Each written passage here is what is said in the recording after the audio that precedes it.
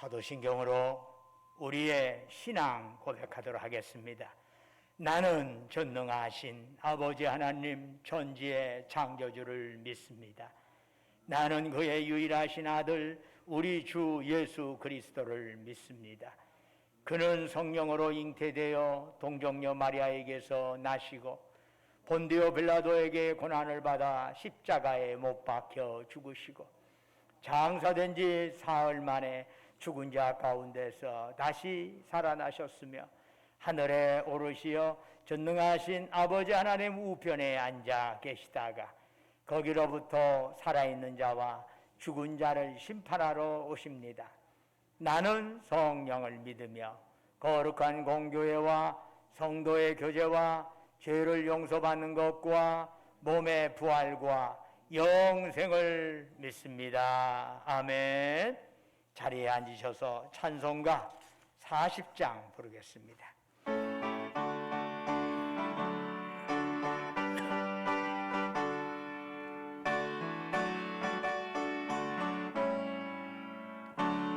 찬송으로 보답할 수 없는 큰 사랑 주님께 영광 할렐루야.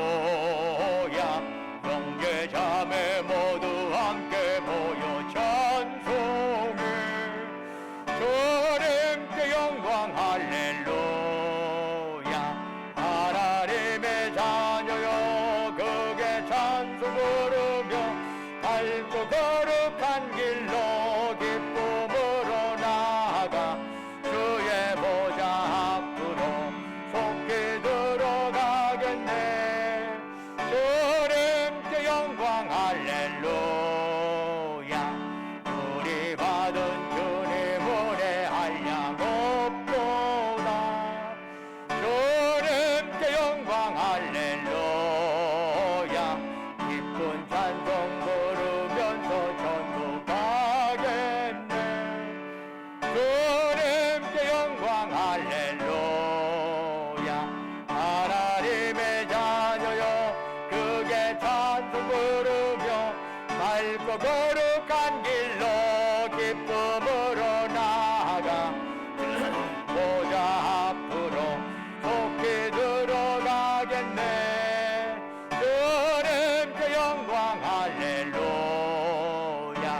잠시 후에 우리 모두 주를 보겠네. 주님께 영광 할렐루야. 영광스런 보좌 위에 거룩하신 주 주님께 영광 할렐루야. 하나님의 자녀여 그게 찬송 부르며 밝고 거룩한 길로 기쁨으로 나아가 주의 보좌 앞으로 속히 들어가겠네. 주님께 영광 할렐루야. 만국 백성 천국에서 소리 높여서 주님께 영광 할렐루야. 영원토록 주의 공로 찬양하겠네. 주님께 영광 할렐루야. 하나님의 자녀여 그게 찬송 부르며 넓고 거룩한 길로 기쁨으로 나아가 주의 보좌 앞으로 속히 들어가겠네. 주님께 영광 할렐루야. 예배를 위해서 이재전 장로님 나오셔서 기도하시겠습니다.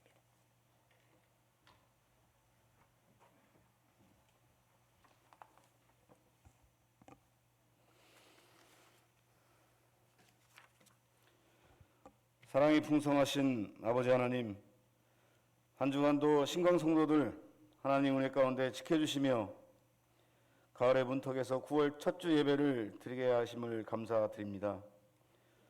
좀처럼 진정되지 않는 코로나의 기세로 비대면 예배로 드릴 수밖에 없었으나 하나님 도우심으로 다시 이렇게 주님 전에 나와 예배 드릴 수 있게 됨을 다시 한번 감사드리며 백신 접종과 방역 절차를 잘 준수하여 어서 속히 예배가 회복되고 우리의 삶도 코로나 이전으로 안정되어지기를 간구드립니다.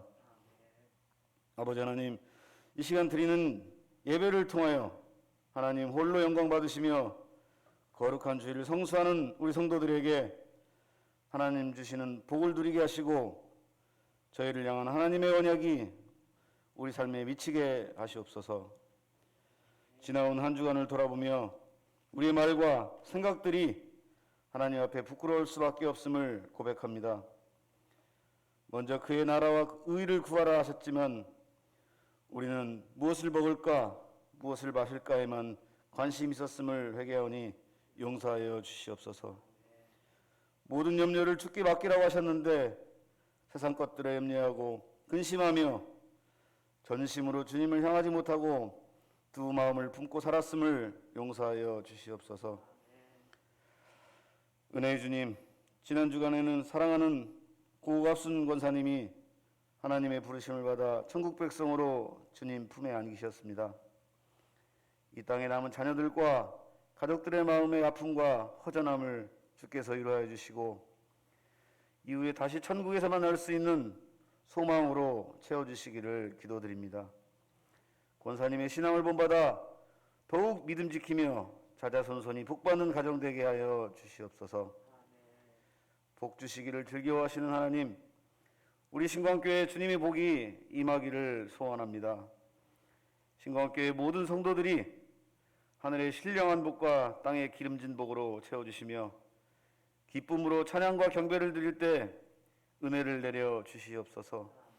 언제나 말씀에 순종하여 겸손히 하나님을 섬기며 예수님 사랑으로 이웃을 섬기는 신광교회 성도들 되게 하여 주시옵소서. 오늘도 귀한 말씀 들고 서신 이순대 담임 목사님에게 늘 성령님 함께 하시어 능력의 말씀이 선포되어지기를 기도드립니다. 또한 영혼가 안에도 강건함 주시어 진리의 파수꾼 사명을 잘 감당하게 하시고 좌로나 우로 치우치지 아니하고 오직 하나님 말씀을 대언하고 성도들의 신앙을 양육하는 목자가 되게 하여 주시옵소서. 이 모든 말씀을 참 소망과 참 평안이 되시는 예수님의 이름으로 기도드립니다. 아멘.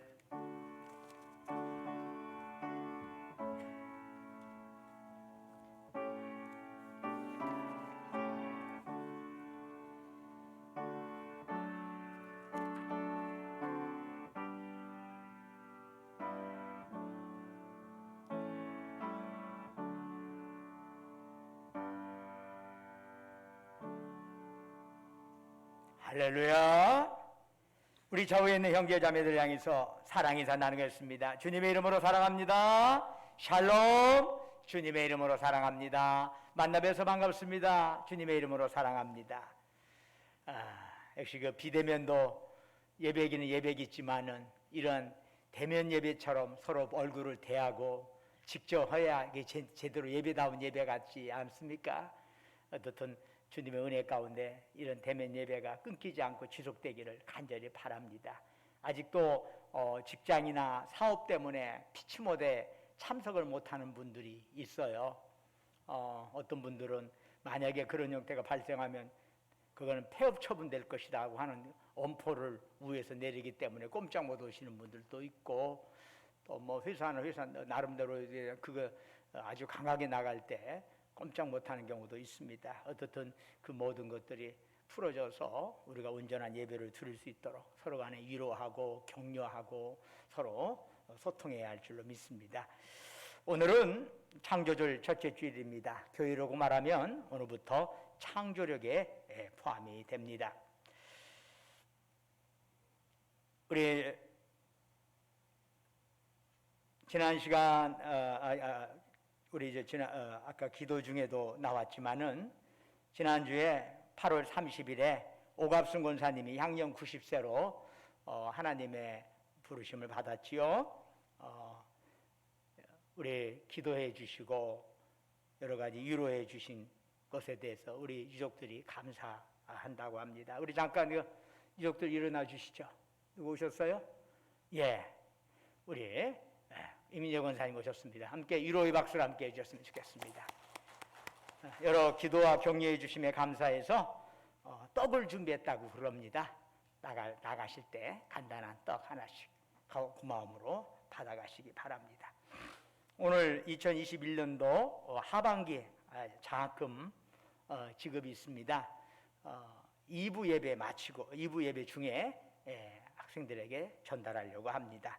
이미 비누가이 신강교회는 지난주에 직접 계좌에 선교사 계좌를 통해서 그들에게 전달될 수 있도록 입금을 했습니다. 나머지는 주보를 참조해 주시고 찬송가 393장 부르시면서 하나님께 예물 드리겠습니다.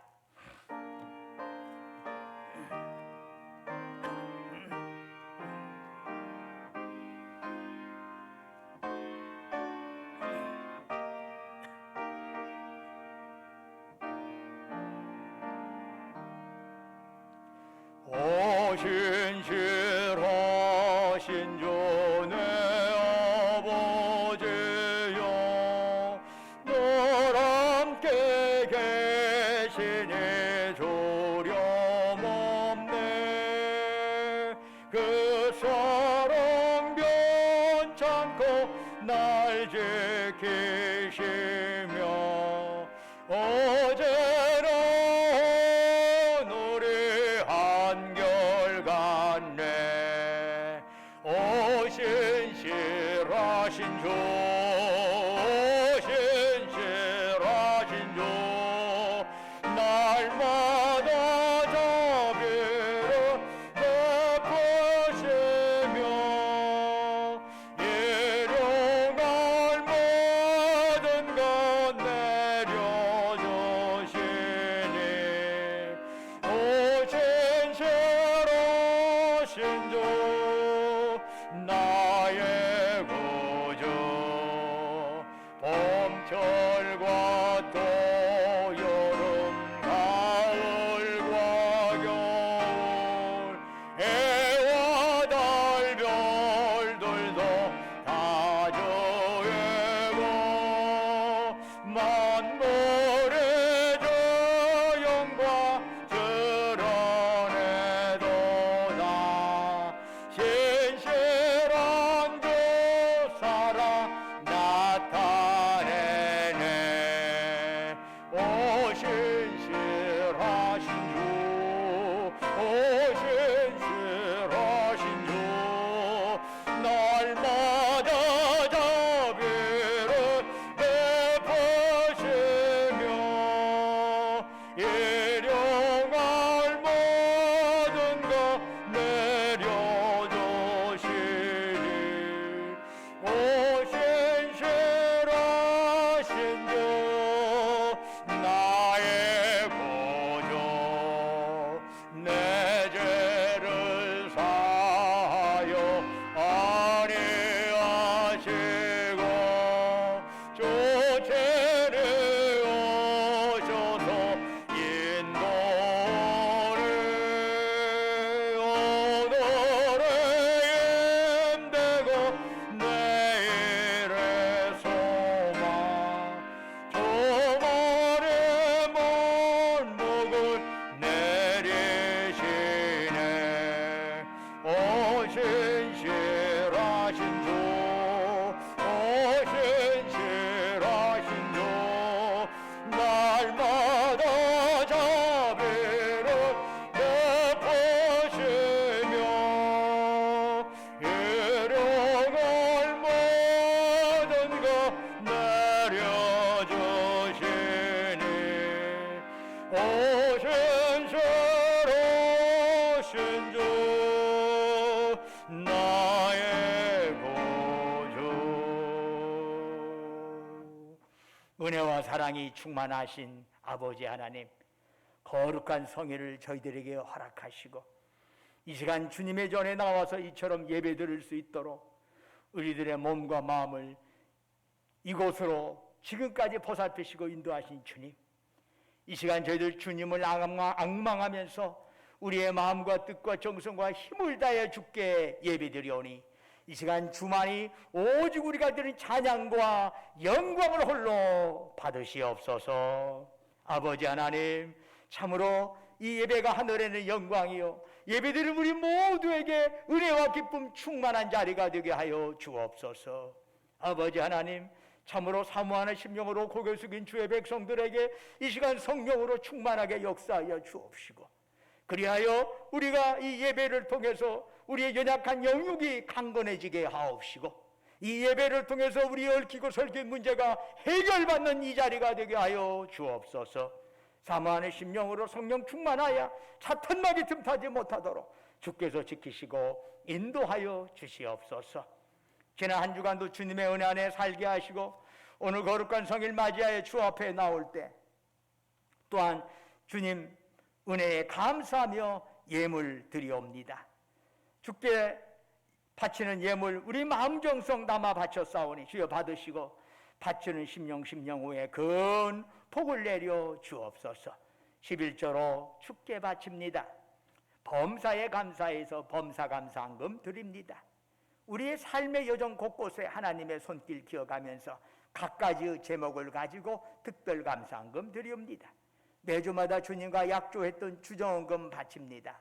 너희는 땅끝까지 가서 내 증인 되어라 주의 말씀 가슴에 새기면서 해외 선교원금, 국내 선교원금 바치옵니다. 우리 주변의 어려운 이웃들을 생각하면서 긍휼의 마음 담아서 사랑 나눔 원금 바칩니다. 또한 갑자기 처지와 형편에 따라 아버지 하나님께 서원하며 간구하며 주님 앞에 기도하면서 예물 바치오니 주여 그들의 기도에 제목제목 귀 기울여 주시고 응답하여 주시옵소서. 지금까지 우리 전주 신광교회를 보살피시고 인도하신 주님, 우리 신광교회가 이러한 코로나 이후의 새로운 시대에 적절하게 대처하고 적절하게 적응해 나가 참으로 이 세상에서 빛과 소금의 역할을 제대로 감당할 수 있는 교회가 되게 하여 주옵소서.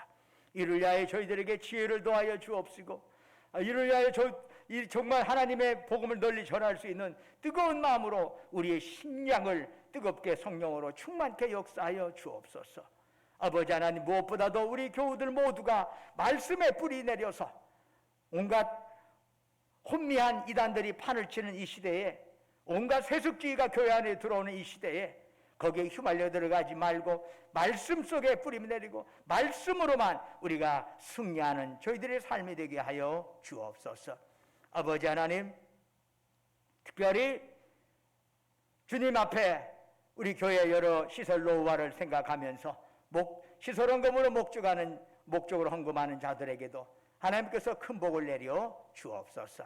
그 밖에 꽃으로, 목소리로, 몸으로, 성미로, 이름도 없이 빛도 없이 헌신하고 헌물하는 그들을 기억하여 주옵시고, 그들의 섬김 받으시고 하늘 상급으로 가득 채워 주옵소서. 원컨대 이 예물 쓰이는 곳곳마다 복음의 역사가 나타나게 하시고 주님 영광 드러나게 하옵소서. 특별히 우리가 이 땅에 살아가는 동안에 물질이 없어 어려움 당하지 않게 하시고 행여 물질로 인하여 교만하지도 않게 하옵소서. 오직 주님 주신 물질, 생명, 건강, 시간, 은사 가지고 주께서 우리 영혼 다시 부르시는 그날까지 하나님께 죽도록 충성하며 이웃을 섬기며 나누며 살아가게 하옵소서. 예수 그리스도의 이름으로 간절히 기도드립니다. 아멘. 오늘 하나님께서 주신 말씀 요한복음 11장 55절에서 12장 8절의 말씀입니다. 신약성경 167쪽입니다.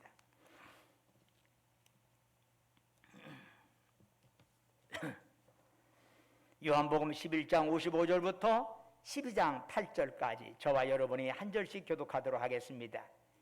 11장 55절입니다. 유대인의 유월절이 가까움에 많은 사람이 자기를 성결하게 하기 위하여 유월절 전에 시골에서 예루살렘으로 올라갔더니 그들이 예수를 찾으며 성전에 서서 서로 말하되 너희 생각에는 어떠하냐? 그가 명절에 오지 아니하겠느냐 하니 이는 대제사장들과 바리새인들이 누구든지 예수 있는 곳을 알거든 신고하여 잡게 하라 명령하였음이로라. 유월절 엿새 전에 예수께서 베다니에 이르시니 이곳은 예수께서 죽은 자 가운데서 살리신 나사로가 있는 곳이라. 거기서 예수를 위하여 잔치할새 마르다는 일을 하고 나사로는 예수와 함께 앉은 자 중에 있더라. 마리아는 지극히 비싼 양유 곧 순전한 나드 한 근을 가져다가 예수의 발에 붓고 자기 머리털로 그의 발을 닦으니 향유 냄새가 집에 가득하더라. 제자 중 하나로서 예수를 잡아줄 가룟 유다가 말하되 이 향유를 어찌하여 300데나리온에 팔아 가난한 자들에게 주지 아니하였느냐 하니, 이렇게 말하면 가난한 자들을 생각함이 아니요 그는 도둑이라 돈결을 맞고 거기 넣는 것을 훔쳐가미러라. 예수께서 이르시되 그를 가만두어 나의 장례할 날을 위하여 그것을 간직하게 하라. 함께 있겠습니다. 가난한 자들은 항상 너희와 함께 있거니와 나는 항상 있지 아니하리라 하시니라. 아멘. 오늘 이 예배에 참여한 여러분 모두에게 하나님의 예비하신 복과 평강이 넘치기를 주의 이름으로 축원합니다. 유대 이스라엘의 가장 큰 절기 중에 하나인 유월절이 점점 다가오고 있었습니다. 그러자 이스라엘 전역에서 많은 사람들이 예루살렘으로 몰려들었습니다. 유월절 점기에 참석하기 위해서는 먼저 해야 할 일이 있습니다.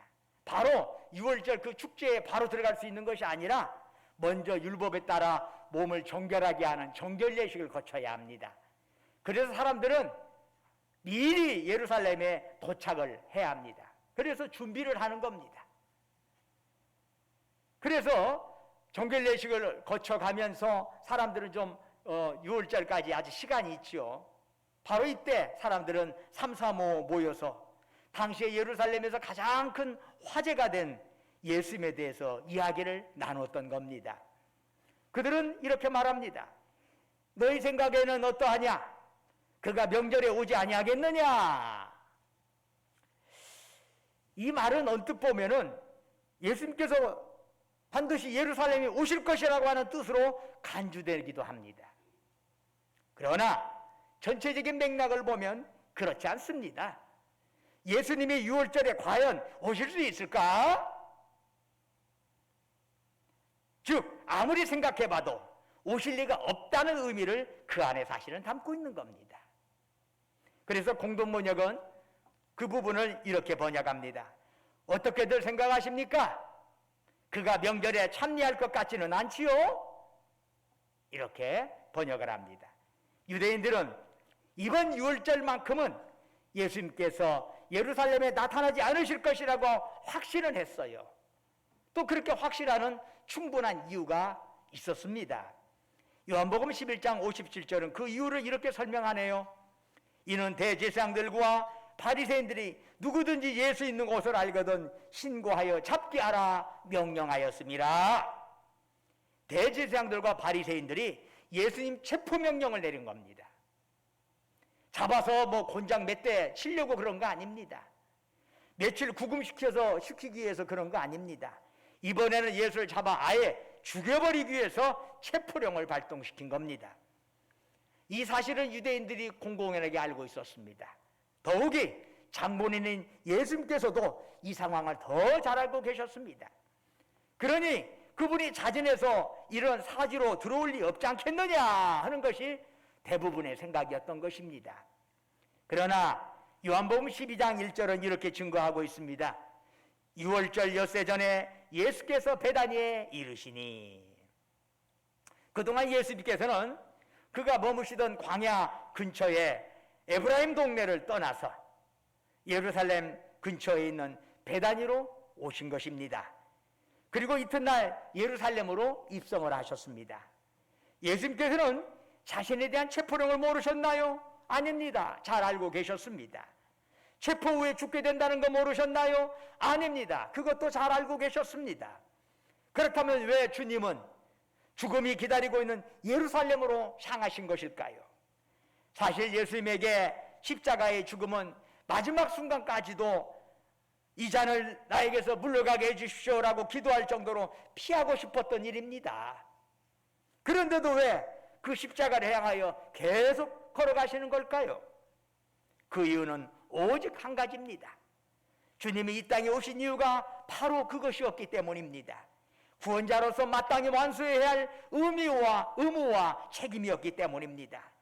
그래서 세상 사람들은 이번 6월절만큼은 절대로 예수님이 예루살렘에 나타나지 않을 것이다 확신했지만 주님은 이미 죽음의 예루살렘을 향하고 계셨던 것입니다.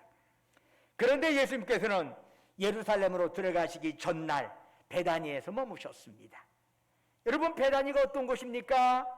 주님께서 특별히 사랑하셨던 마르다, 마리아 자매가 있는 곳입니다. 얼마 전 주님께서 죽음에서 살려내신 나사로가 사는 곳입니다. 예수님께서 베다니에 도착하시자 온 동네 사람들은 예수님을 위하여 잔치를 벌였습니다. 마가복음 14장 3절은 이 잔치가 나병 환자 시몬의 집에서 열렸다는 사실을 보여주고 있습니다. 이 잔치에 예수님과 나사로를 비롯해서 많은 동네 사람들이 참석했습니다. 나사로의 누이 마르다는 잔치 음식을 열심히 만들었습니다. 예수님께서 예루살렘 주변에 여러 동네가 있지만은 유독 나사로를 살리셨던 베다니를 선택하시고 베다니의 많은 집들 가운데서도 유독 사람들이 꺼려하는 나병 환자 시몬의 집에서 식사를 하셨습니다. 이 사실은 그 자체로 우리에게 위대한 메시지를 전해주고 있습니다. 유대인들이 이번만큼은 예수님께서 예루살렘에 오실 리가 없다고 확신하는 상황에서 예수님이 예루살렘으로 가시는 것은 죽은 나사로를 살리시듯 이 땅의 인간을 죽음으로부터 구원하여 영원히 살도록 하시기 위해서입니다. 또한 비록 나병 환자처럼 썩어 문드러진 인생이라도 주님께서 깨끗이 회복시켜 주시기 위함이었습니다.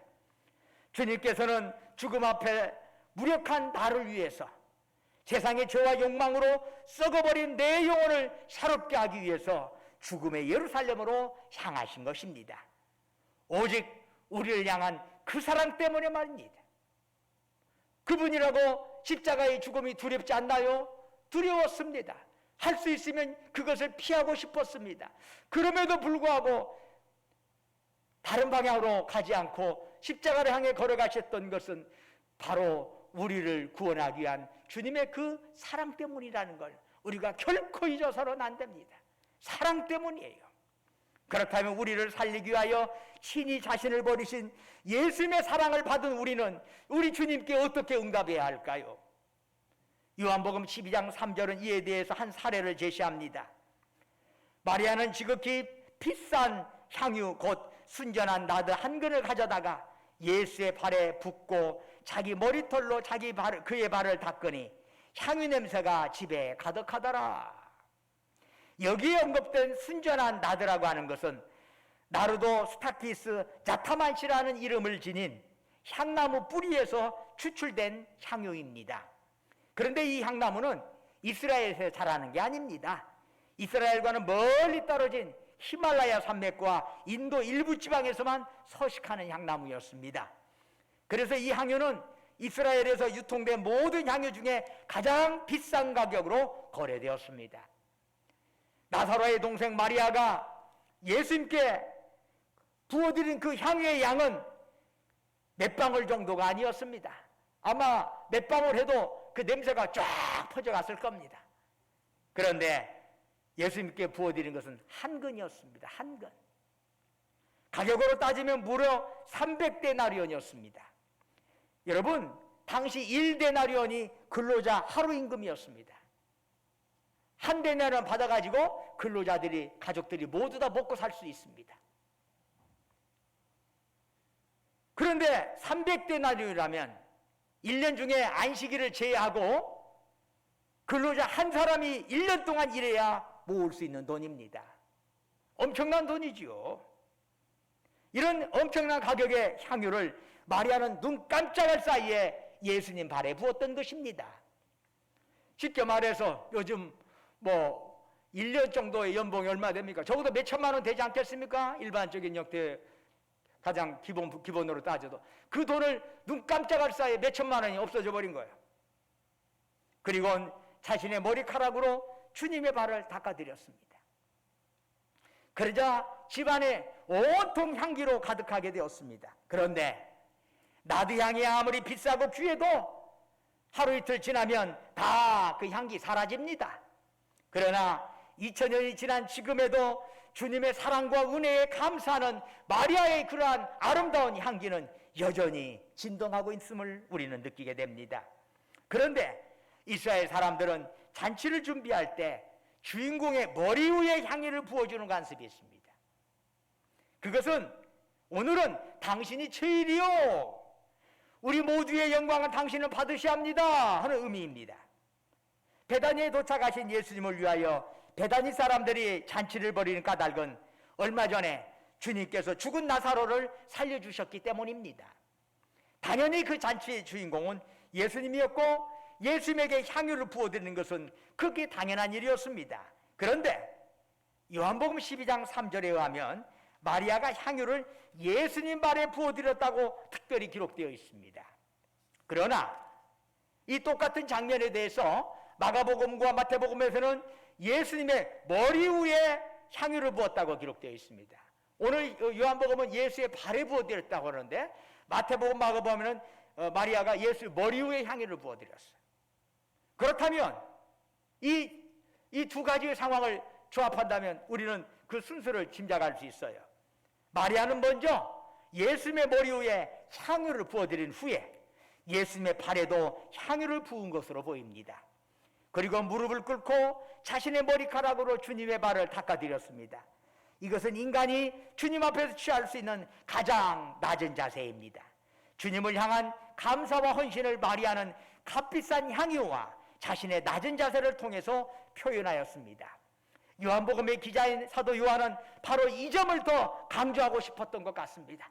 머리에 부은 것 알고 있죠. 그러나 이 사람은 눈에 띄었던 것은 발에 엎드려서 거기에 부었던 이 부분에 더 강조의 초점을 두었던 것 같습니다. 마리아가 주님 앞에 무릎 꿇고 가장 귀한 향유를 주님 발에 부어드리는 그 순간은 마리아가 진리요 생명이신 주님께 접붙여지는 순간입니다. 그래서 주님으로부터 나오는 진리의 향기, 생명의 향기가 마리아의 나드향을 통해서 그 집안에 진동하게 되었습니다. 진리의 향기는 결코 소멸되지 않습니다. 우리는 감사와 헌신을 온전히 주님께 쏟아부은 이 마리아를 통해서 또한 진리의 향기를 간접적으로나마 접할 수 있습니다. 그런데 이처럼 나드향의 향기를 통해서 진리와 사랑, 감사의 감동이 온 집안에 가득한 그때에 찬물을 끼얹는 자가 있었습니다. 바로 가룟 유다입니다. 가룟 유다는 마리아의 감사와 헌신에 대해서 이렇게 비판했습니다. 이 향유를 어찌하여 300데나리온에 팔아 가난한 자들에게 주지 아니하였느냐. 가룟 유다는 은 30냥 때문에 예수를 배신한 자입니다.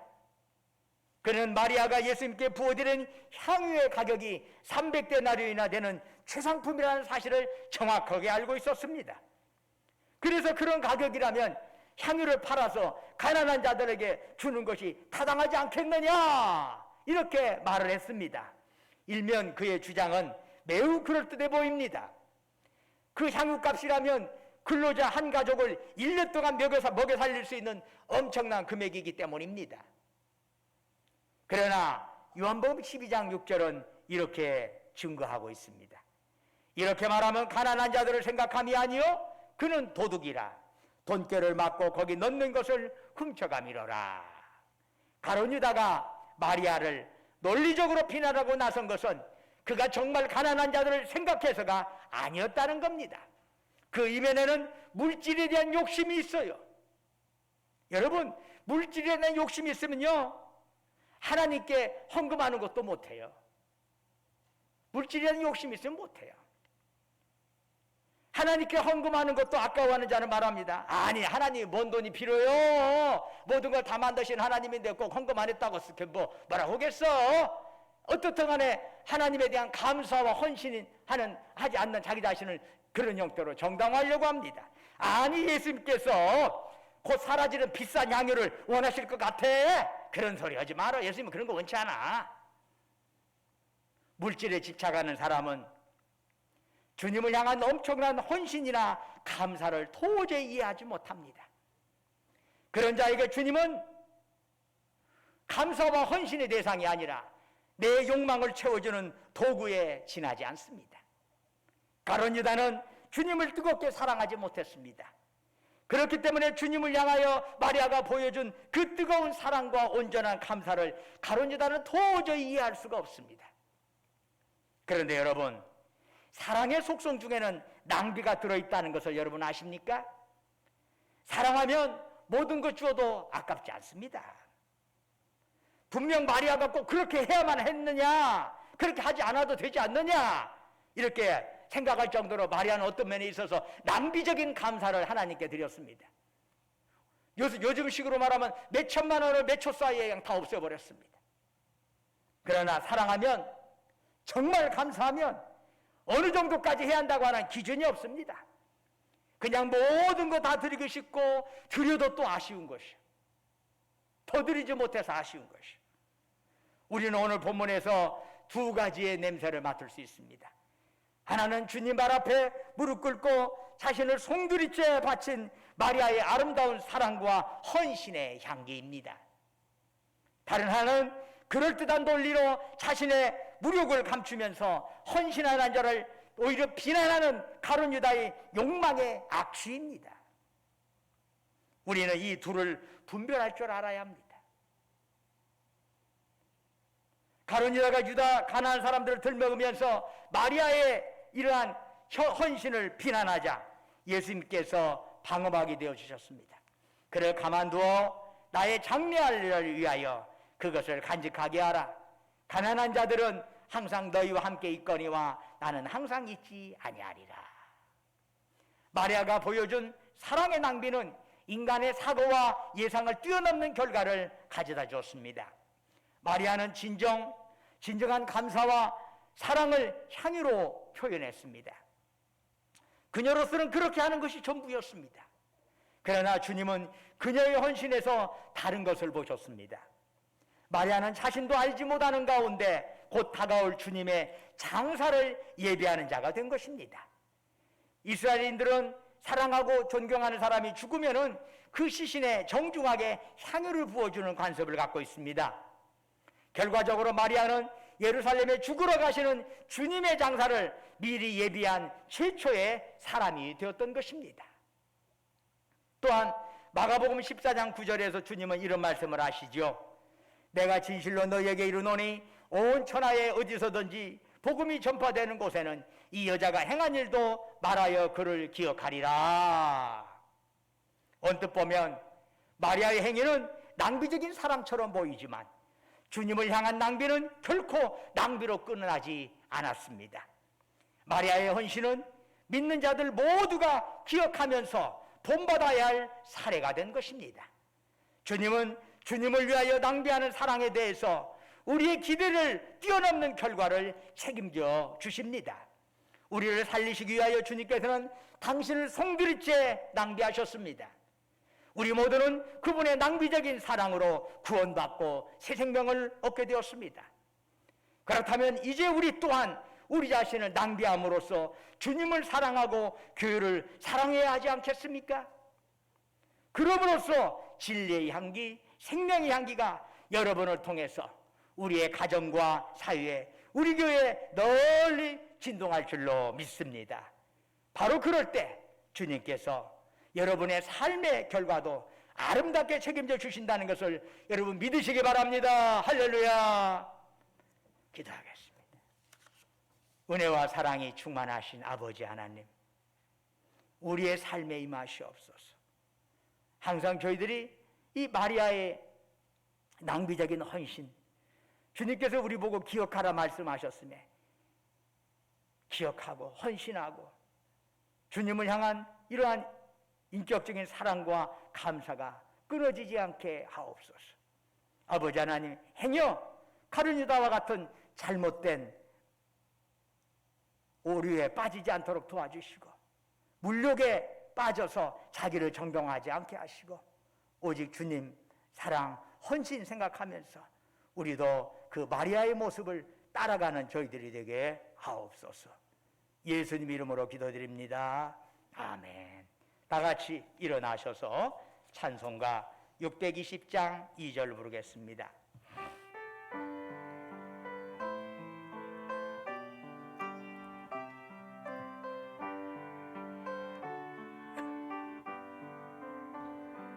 주님이 또다시니 헤아리기 어렵더라도 언제나 주 뜻 안에 내가 있음을 아노라. 사랑과 말씀들이 나를 더욱 새롭게 하니 때로는 넘어져도 제우 성령을 믿노라. 이 믿음도 벗어라. 주가 지켜주신다. 어두운 밤에도 주의 밝은 계랜도 하여 주신다. 이 믿음도 굳세라. 주가 지켜주신다.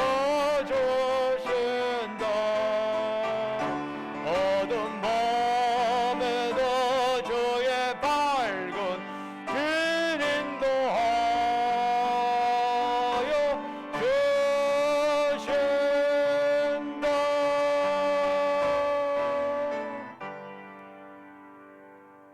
이제는 우리를 사랑하사 우리를 구원하기 위하여 하늘 보좌 버리시고 낮고 낮은 이 땅에 오셔서 우리의 죄를 대속하기 위하여 십자가에 보혈을 흘려 죽으셨다가 사흘 만에 부활하신 우리 주 예수 그리스도의 은혜와 아버지 하나님의 망극하신 사랑과 오늘도 우리 가운데 역사하셔서 우리 연약함 강건함으로 바꾸시고 우리의 부족함 충만함으로 채워주시고 우리의 탄식과 좌절과 눈물을 소망과 기쁨과 감사로 바꿔주시는 성령님의 역사가